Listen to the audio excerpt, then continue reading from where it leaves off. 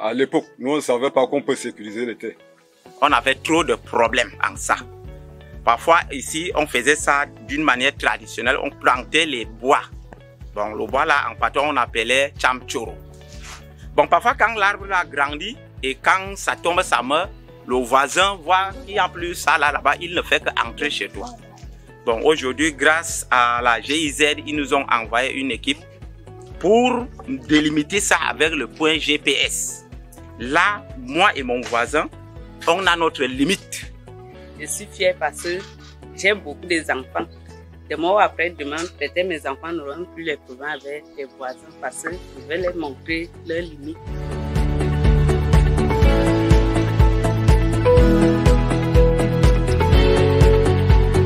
On avait des problèmes avec les poules.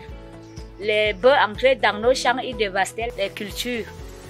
Maintenant que la GIZ est passée, il y a eu des changements. Aujourd'hui, la GIZ toujours nous montre que nous pouvons à la fois faire l'élevage et l'agriculture, ainsi que nos frères peuvent faire de même. Et si nous sommes déjà appelés à exercer ensemble dans ces deux fonctions, nous finirons par nous entendre. Il y a également le couloir de transhumance qui a été mis en place. Ça permet qu'aujourd'hui, il y a quand même une sécurisation déjà entre les éleveurs et les agriculteurs. Ils nous demandent d'acheter les fils barbelés pour faire la barrière contre les bœufs qui entrent dans les champs des gens, de gauche à droite. Bon, on a bénéficié beaucoup de choses à cause de l'élevage. Ils nous montraient comment il y a une limite. De l'autre côté, plus de 15 km avec le village, pour qu'on évite le problème avec les gens des villages pour les champs. Bon, on a maîtrisé ça. J'ai dit merci à GG, c'est GG qui a nous porté beaucoup d'idées là. Auparavant, on se querellait, on se faisait ceci à cause des limites territoriales, à cause de ce qu'on a, sans savoir la valeur de ce que chacun fait. Grâce au projet PFR, chacun va reconnaître la valeur de ce que le métier de l'autre donne. C'est-à-dire, si un agriculteur connaît la valeur d'un éleveur et son élevage ne peut pas accepter un dégât dans son élevage. Si un agriculteur, un éleveur reconnaissent vraiment la nécessité du champ qu'un agriculteur est en train de créer ou est en train de travailler, l'éleveur ne va jamais accepter les dégâts dans le champ. Ce qui veut dire que les conflits ont disparu. Nous sommes déjà des frères. On a nos enfants qui font l'école ici.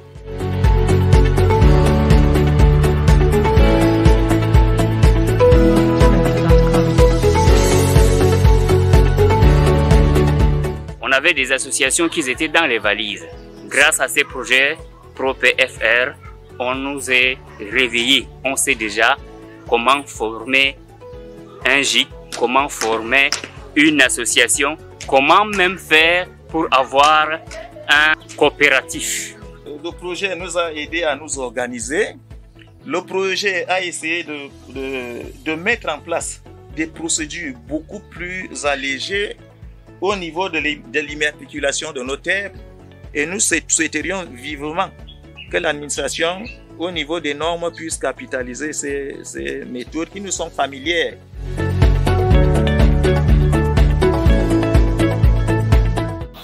À date, nous avons un avant-projet de texte qui est disponible. L'accent est mis sur la reconnaissance des droits fonciers coutumiers.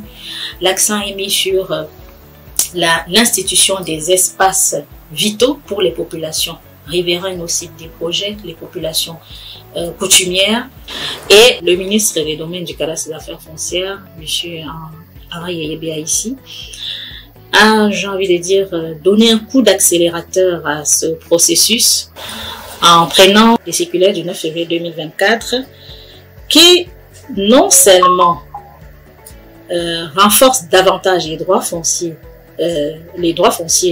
des populations coutumières, mais aussi renforce le rôle des autorités traditionnelles dans les procédures de gestion foncière ou de sécurisation des droits fonciers coutumiers. Donc le fait d'être tellement rapproché et puis travailler avec la chefferie et l'équipe de la chefferie avec ses frères, nous trouvons ça un peu plus facile et simplifié. C'est plus simple, il y a l'accessibilité et plus c'est participatif.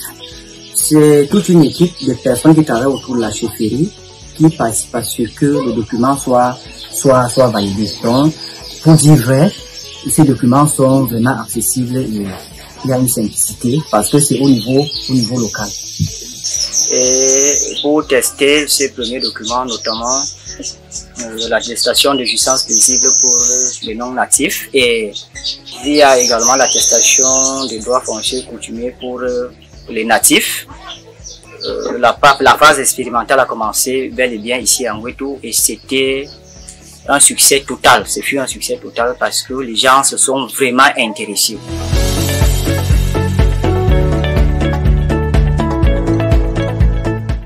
Nous, les femmes, nous étions marginalisées parce que les hommes se disaient que la femme ne peut rien faire dans la forêt. Dans les années passées, quand tu sors même au milieu des gens, une femme, tu n'as pas la parole. Tu ne dois pas trop parler, on dit que la femme ne parle pas trop. La terre appartenait aux hommes. Si tu pars en mariage, la terre ne te revient plus. On a aussi appris que les femmes aussi ont droit à la parole. Les femmes aussi doivent s'exprimer. Ça ne doit plus être comme avant que l'homme te commande, il finit de vendre tous les arbres du champ et la femme n'a rien à dire. Donc c'est la femme qui s'investit plus.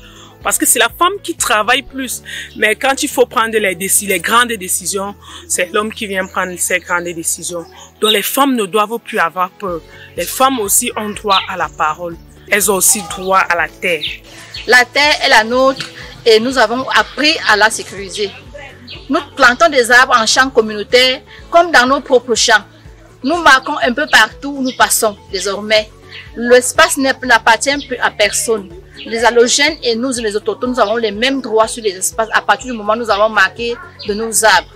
Ici à Mangagne, le chef a donné les terres aux gîtes des femmes. On nous avait demandé les documents d'attestation de jouissance paisible. Le chef a signé ça et pour l'association Femmes Suisses, on doit 30 hectares. La GIZ, c'est la conscientisation. Nous sommes conscients aujourd'hui que notre terre nous appartient si nous posons des actes positifs.